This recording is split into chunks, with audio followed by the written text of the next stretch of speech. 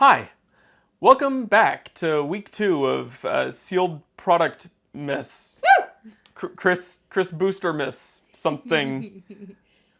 We're opening stuff. Yeah, we are. And not the stuff in front of me. All of that's already been opened. Yeah, we did that. Yeah, I actually found some opened Legend of Blue Eyes packs. All of them have 8 cards in them, and all of them are complete trash, because that's how Yu-Gi-Oh works, and has always worked. I have no idea what I'm opening today. It's a box. It is a box. See? It's a box. Do you want me just to open it? Well, we should probably do your intro. Why don't you pull up a chair and have a seat at the table? And whether you're a button mash hack and slash controller bash, Or a meeple moving mastermind of mats, and minis. if you ruffle at the awful riffle shuffle scuffle, Or if you're a click, clack, pick, attack, number ball, luck sack. we're all here for the same reason. I'm Jake. I'm Ashley. Let's talk games.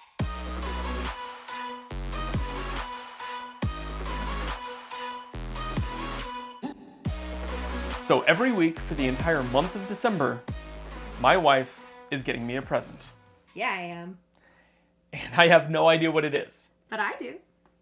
So we're going to open it together, and you find out at the same time I find out. As the resident Pat Gremlin of this house, I am very excited about it. So, I have a box. It is for you. All right, I'm going to open this, and let's see what we have. Is this really? It's It's a box! It's a box. It is an entire box of unstable. Okay. Wow, that's amazing. Cool. Yeah, so I've said this in videos before. I really liked Unstable. I know as far as unsets go, this was not a lot of people's favorites, but I love contraptions. I love the payoff for the whole rigger thing. Are you okay if I just tear into this? Yeah, go for it. It's really fun. I think this is a good example of when sealed product works very well. Yeah, and one thing I do want to point out is last week you were talking about buying singles. Yes. And how it's always better to buy singles. I think this is a great example of when it's not better to buy singles, right? Because in this case, you were looking for something kind of general that's part of a set, right? And you wanted a lot of those general things from a set. And so I think in some cases, it can be really good to buy packs instead. This is the ultimate draft experience. And if you haven't drafted an unset, it's just the best. So I don't think we're going to open all of this right now because I want to be able to keep some to draft later. But I am going to tear into a couple of these. Unsets are just one of my favorite things that Magic does. And it's something that's really unique in different types of stuff. This is so cool. Thank you so much. You're so welcome. Yeah, so for context, he also has talked in the past about wanting to put together a draft box for Unstable. And he's already got kind of a cool box going. And so I figured just buying a box of Unstable would probably be a really good place to start for building your draft set. Absolutely. So Merry Christmas. Merry Thank you so much. Un-Christmas. Christmas. A very un-Christmas Merry to me. Yeah. Oh, that's so cool. Yeah, so my main cube, I've talked about it before, has a lot of uncards in it. But I do like the idea of having a curated undraft set. And this goes a long ways towards that. I think when a lot of people build a cube, they tend to just try to do one copy of each card. But doing full playsets, having 15 copies of certain cards can make for a really unique experience.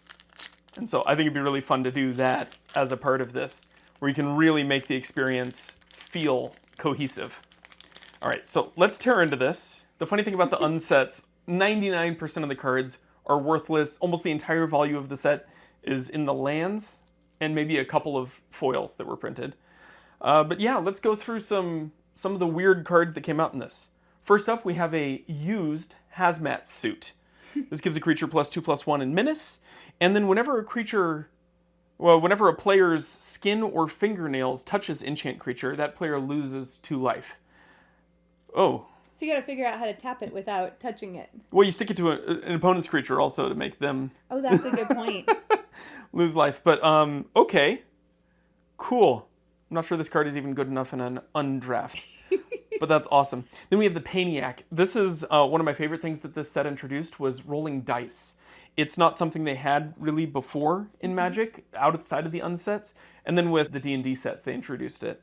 So it's cool seeing kind of where that comes from. But the Paniac is 3 mana for a 0/3, and then at the beginning of your upkeep, you roll a dice, and it gets that much power. Yeah, and I think something that I also love about this set, this was another set that we drafted together with our friends group. Yeah. And we actually drafted this about maybe like 2 or 3 weeks after I had built a like kitchen table coin flip deck. Yes, that's right. And so I was really excited about randomness because I really enjoyed my coin flip deck. And so when I saw dice roll was a mechanic, I had done zero research going into this.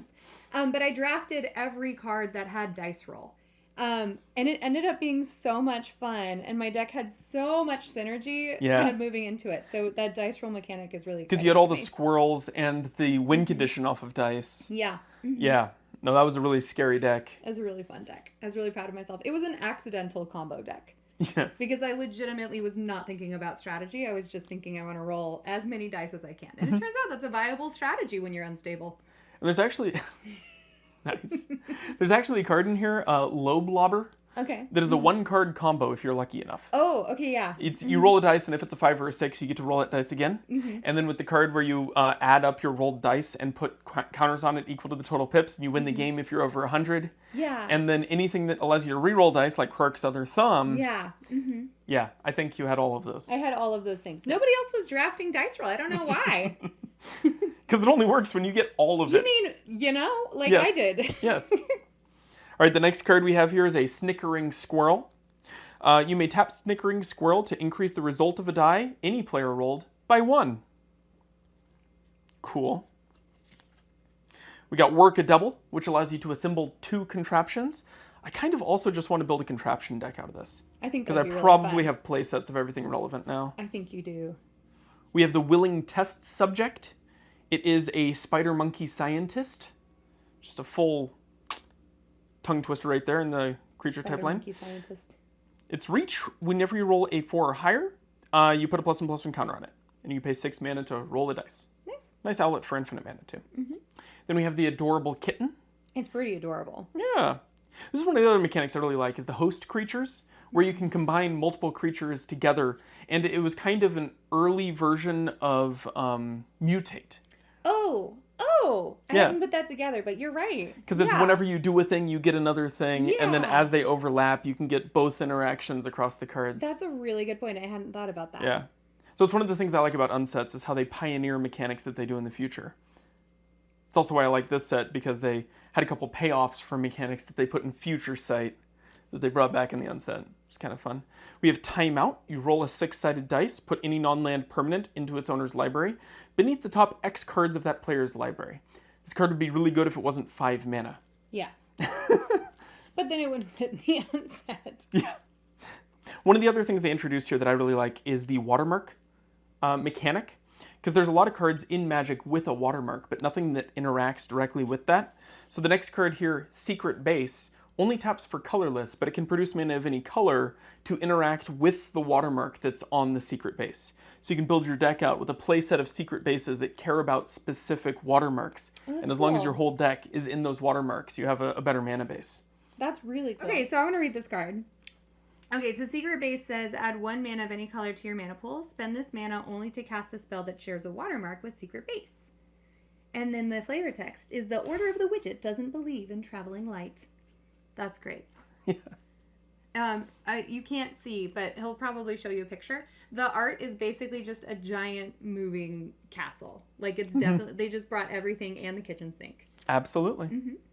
Yeah, I like the different orders and mechanics they have in this.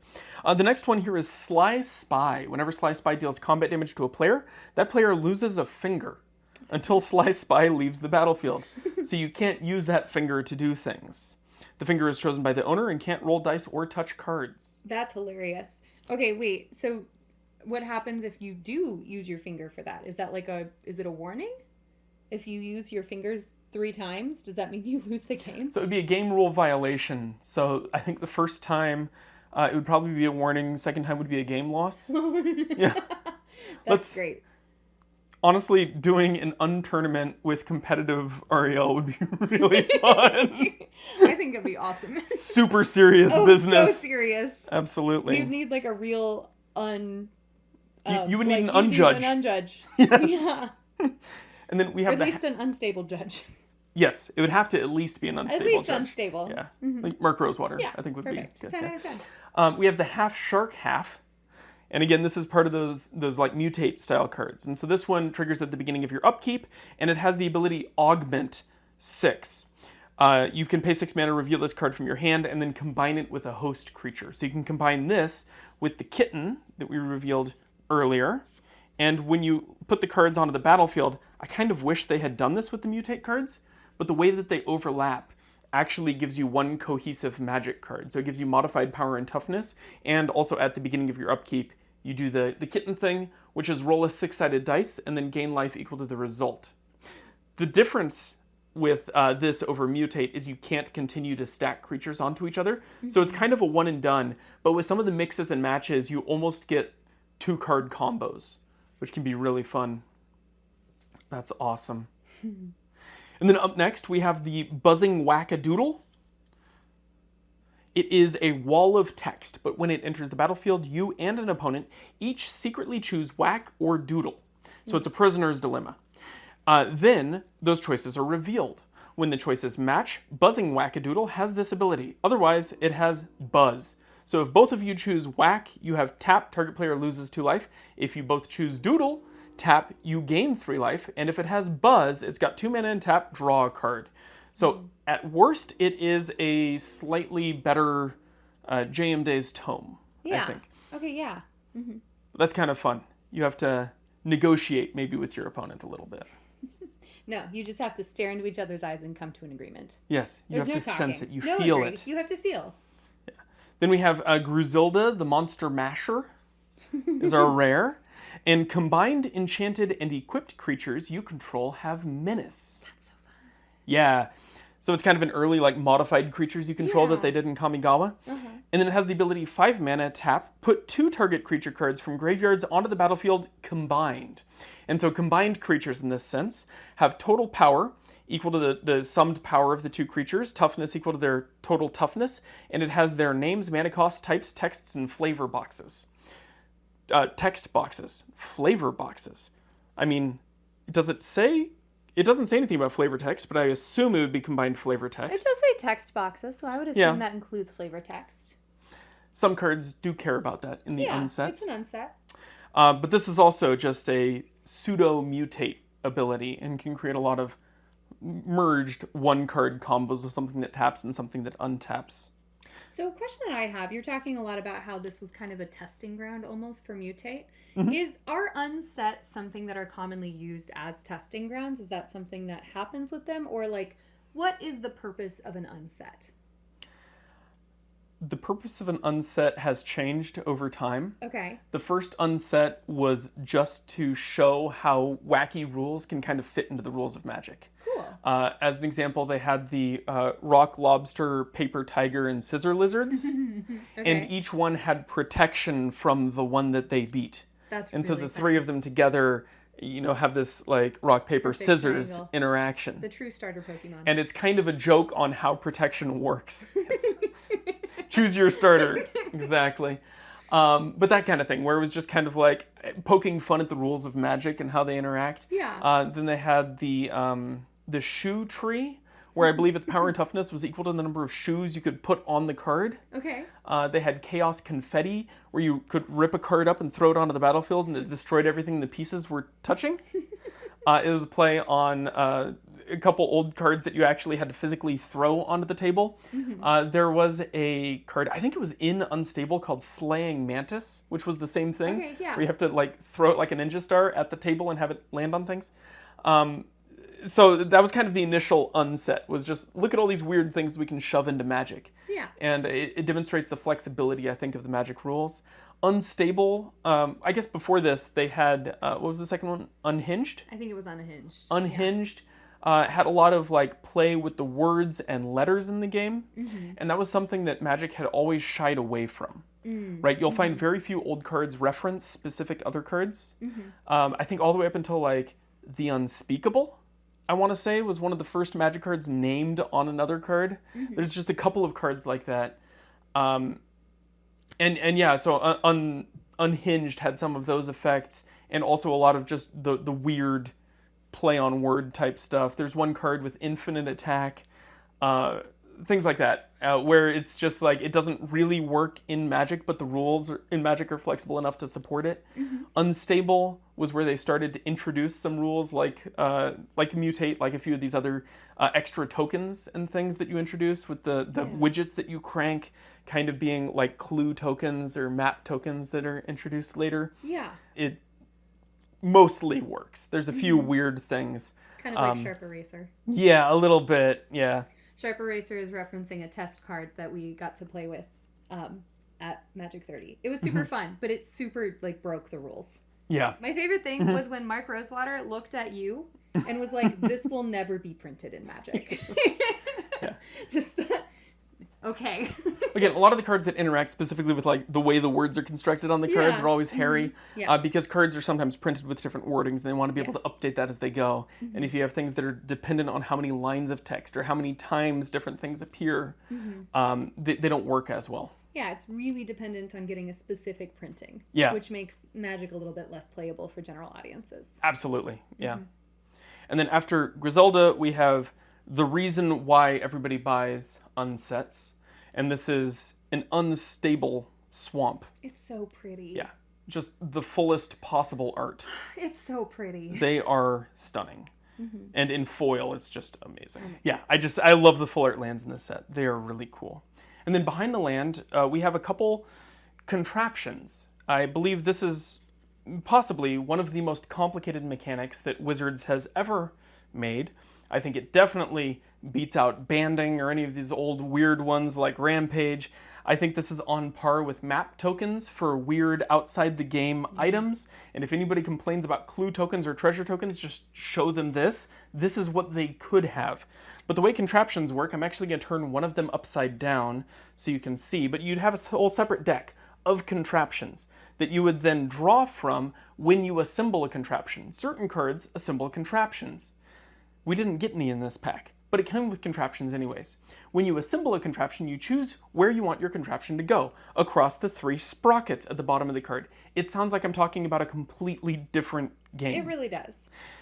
I'm just going to read the rules of how contraptions work. You start the game with a crank counter on sprocket 3. At the beginning of your upkeep, if you control a contraption, move the crank counter to the next sprocket and crank any number of that sprocket's contraptions. Sprocket 1 follows sprocket 3. If you ever wonder what people hear when you talk about playing Magic when they don't understand how Magic works, that's what they feel like. That's so accurate. It's so true. So when you draw a contraption, you choose whether you want it on sprocket 1, 2, or 3. And then at the beginning of your turn, you move your counter to 1, 2, 3, and then back to 1, and activate any contraptions under that sprocket in any order you wish. There's a few cards that allow you to move contraptions, but for the most part, they're locked in. So each one of these effects you get once every 3 turns. Not only is the mechanic really complicated and hard to keep track of, it's also bad. It's kind of like a worse Planeswalker. It is, and none of the cards were really worth it. Building a contraption deck is almost dependent on going pure contraptions and just being able to passively build up contraptions on every sprocket. So you're doing a bunch of stuff every turn. So it's kind of like a Super Friends deck, except your friends are not super. They are, in fact, terrible. So it's a terrible Friends deck. They're just bad friends. They're tiny friends that are not helpful. Yep. Is this the closest thing to a Minions deck? I think this is like a Minions deck. Yeah, building this as a Minions deck would be fun. That would be fun. Because they're all like goblins that assemble the contraptions. And then you can use the riggers. I guess they're riggers is the creature type. They're goblin riggers. But Yeah. So anyways, the two contraptions that we got the Lackey Recycler. Whenever you crank Lackey Recycler, put target creature card from your graveyard on top of your library. It's not even into your hand. It's just, they're bad. They're just bad. And then It just helps you with the mill when you're milling. Yeah, this is an unmill card. It's an unmill. It's all about unning things. Then you have the auto key. Whenever you crank auto key until your next turn, target artifact becomes an artifact in addition to its other types and gains tap. You gain 3 life. Target artifact? Target artifact. Becomes an artifact. Target creature becomes an... Oh, I just totally misread that. Okay. Until your next turn, target creature becomes an artifact in addition to its other types and gains tap. You gain 3 life. Okay, but I feel like it speaks to unsets that when he said target artifact becomes an artifact in addition to its other types, I was like, that must be an unthing. Yep. I believe that must be what... It's an artifact now.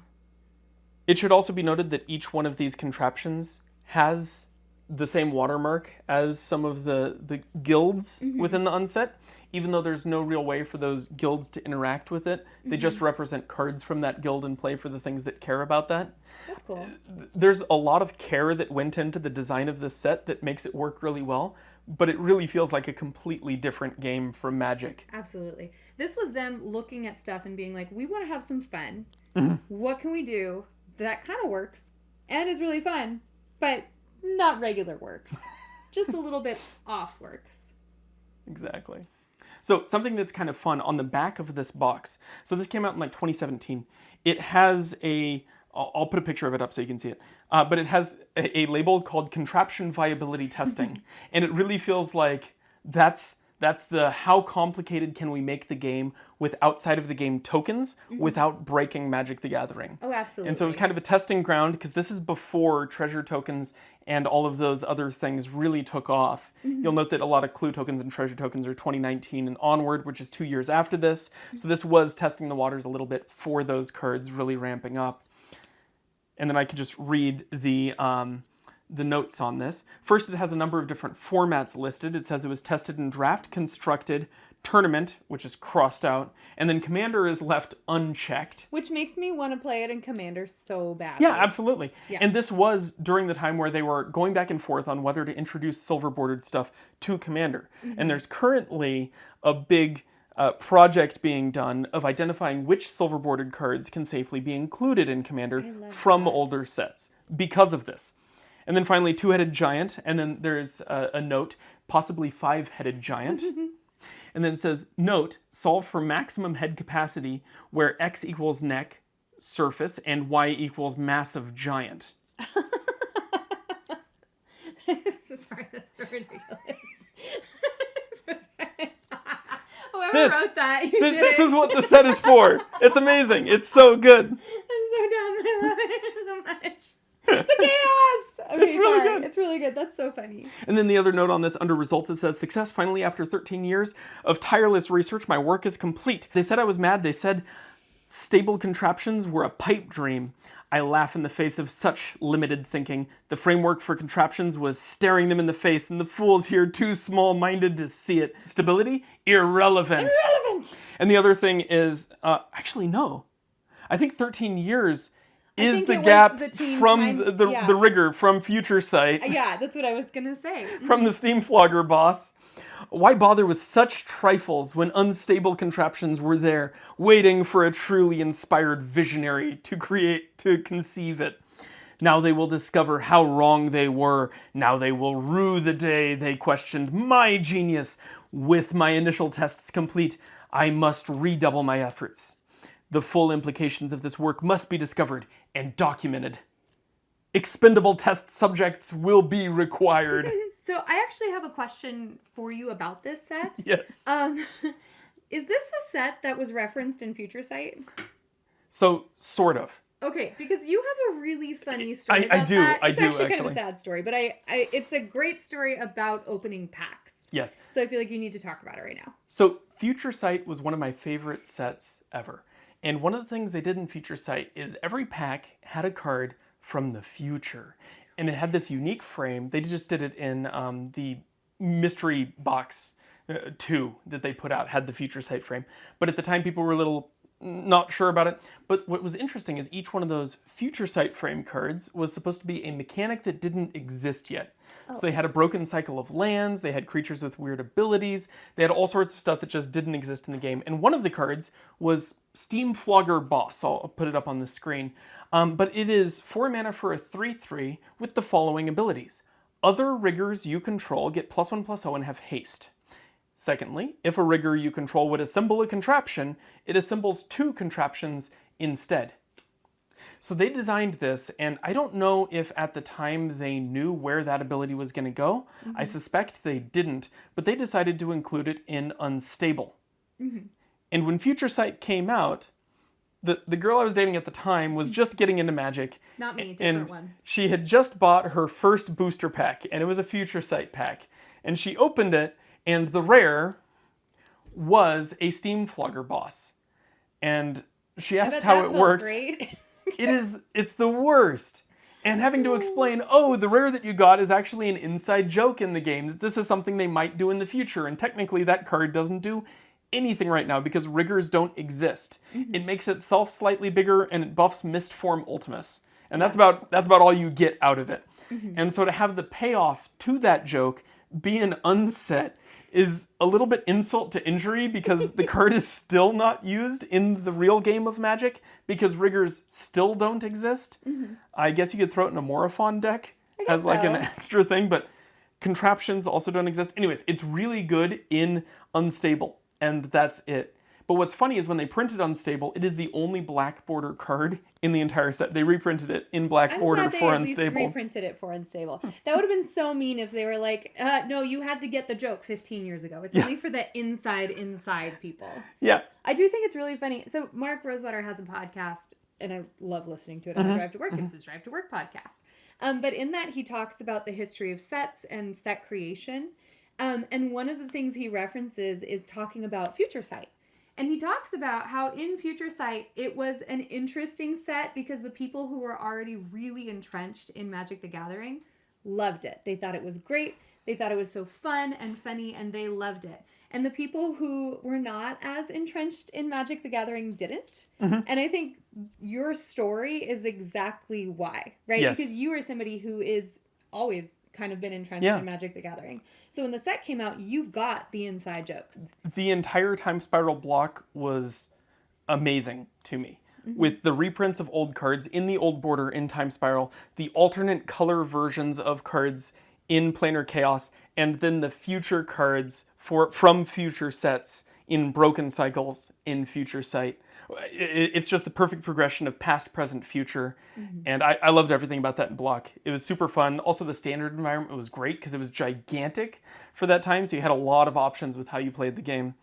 Yeah, I really liked that block. Yeah, I think it would be interesting if they did something like that for entrenched Magic the Gathering players right now. Because I think there are a lot of people who are a little bit disillusioned with some of the like extra outside of Magic the Gathering stuff that's happening right now. So I think it would be cool if they did some sort of nod to Magic the Gathering as like a self-referential thing. Even if it's an unset, I think it'd be great. If they did a new conspiracy set that was designed to be drafted and was entirely universes within. So universes beyond cards brought into the Magic universe. I love that.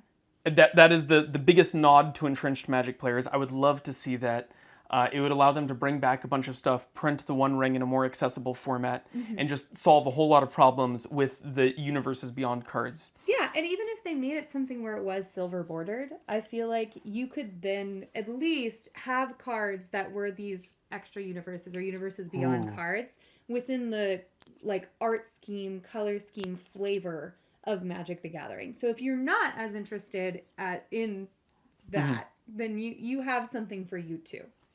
Okay, alternative. Okay. Make a fully draftable set. Yeah. But like vintage cube power level. Okay. Reprint full power 9, all of the cards on the reserve list, but it's silver bordered. But then they'd have to charge $1,000 for it. They would.